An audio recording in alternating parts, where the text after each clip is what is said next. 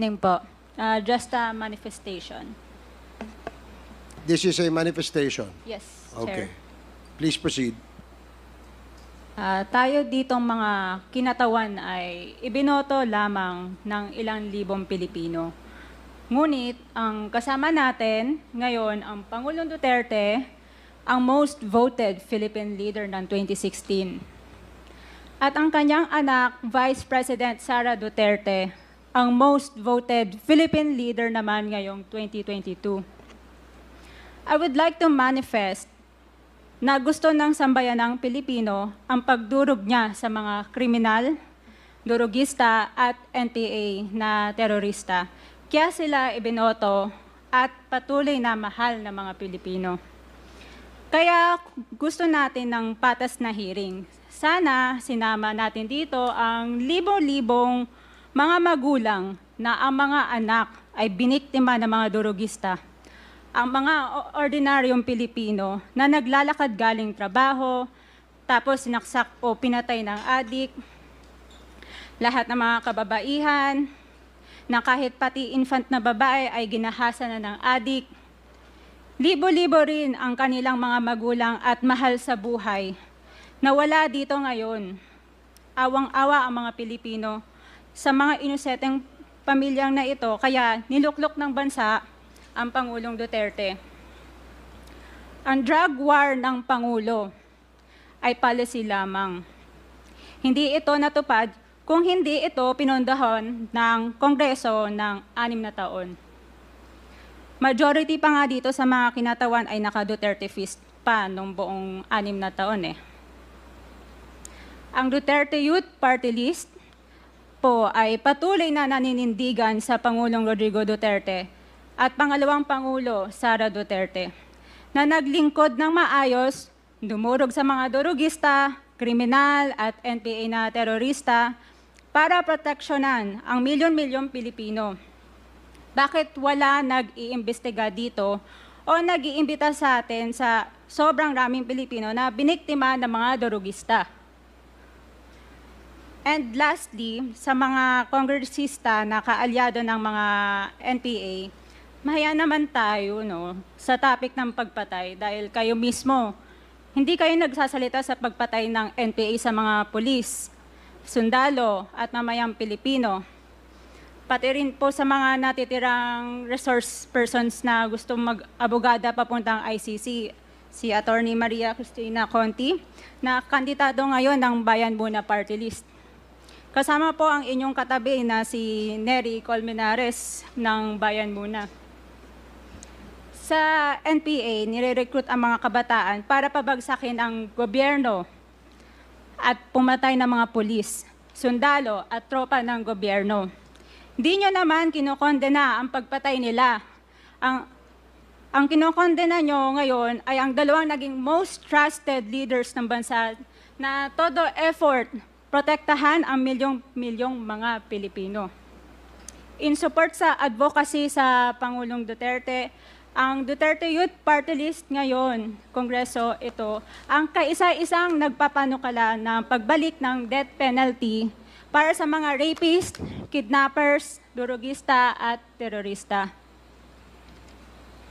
In behalf of the Duterte Youth Party List, kami ay nagpapasalamat sa todong suporta ng Pangulong Duterte at VP Sara Duterte sa mga tropa ng gobyerno at sa pagdurog nyo sa mga kriminal, durugista at NPA na terorista.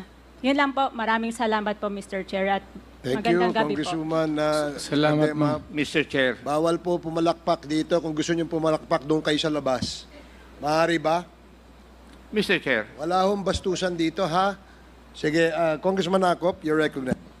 thank you, Mr. Chair. I beg to disagree with my colleague. Kasi bata pa siya. Ako, I have given up my life for this country. The former president is only 2 years older than I am. But I have been fighting for this country. I was a member of the Philippine Constabulary and became a policeman after Republic Act 6975 was enacted. This statement of my colleague betrays her ignorance. Kung gusto po niya na magpa-imbestiga, mag-file siya ng resolution and maybe refer to the appropriate committee to be fair with her. She is a congressman. She knows the rules. However, your statement or your statements betray your ignorance of our rules here in this House of Congress. So I beg to disagree, Mr. Chair, na sila lang ang nakikipaglaban at marunong makipaglaban sa kalaban. As I've said before, I have given the most part or most years of my life fighting the enemy of this country. Thank you, Mr. Chair. Thank you, Congressman Acop. Yes, let me emphasize na wala pong may monopolya ng pagmamahal sa bayan dito. Pare-parehas po tayo rito. And following the suggestion of Congressman Acop, kung meron kayong gustong paimbita, mag-attend kayo ng hearing. Hindi yung a-attend kayo kapag andito lang ang dating Pangulo, ang ating Vice Presidente. Umattend kayo. This committee hearing, this Quadcom, makes announcements of all its hearings. And from here on, we want to see you in our hearing, and please submit to the committee secretary all the persons you want to be invited. Wala hong ano yan. Wala hong ano yan. Kung sino yung gusto niyang imbitahan, pwede po yan. Gusto ko lamang pong liwanagin na wala hong may monopolya sa pagmamahal sa bayan dito. Hindi kayo, hindi kami. Pare-parehas tayo nagmamahal sa bayan. Pare-parehas tayo nagseserbisyo eh. Diba? Huwag niyong sabihin mas magaling kayo. Dahil kami, hindi naman namin sasabihin magaling kami. Pero kung pagmamahal sa bayan, pare-parehas tayo. Huwag niyong sosolohin yan. Dahil magagalit si Congressman Dan Fernandez. Anyway, Mr. Chair, Mr. Chairman. Mr. Chair, Congressman Abante and then Congressman Senior Deputy Speaker Gonzales. Congressman Abante. katulad din po ni Congressman Romy Acop, gusto ko ring sabihin ang ilan sa aking talambuhay. 1986, Mr. Chair, muntik nang bumagsak ang Pilipinas sa NPA. Mayroong 37,000 na armed NPA sa bansa.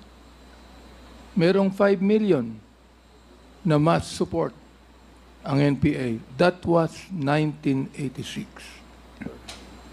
Kinausap ko ang dating Chief of Staff, si FBR, upang ang aming grupo ay makipag-ugnay sa CRS upang labanan namin ang NPA saan man sila naroroon. Bilang isang religious leader, wala po kaming dalang armas. In fact, kami po ay nag-create ng grupo na ang tawag confrontational evangelism. Na ang ibig sabihin nun, habang NPA ay naghahasik ng lagim sa mga bayan, kami naman ay nagtuturo ng Biblia at ng tunay na kalayaan.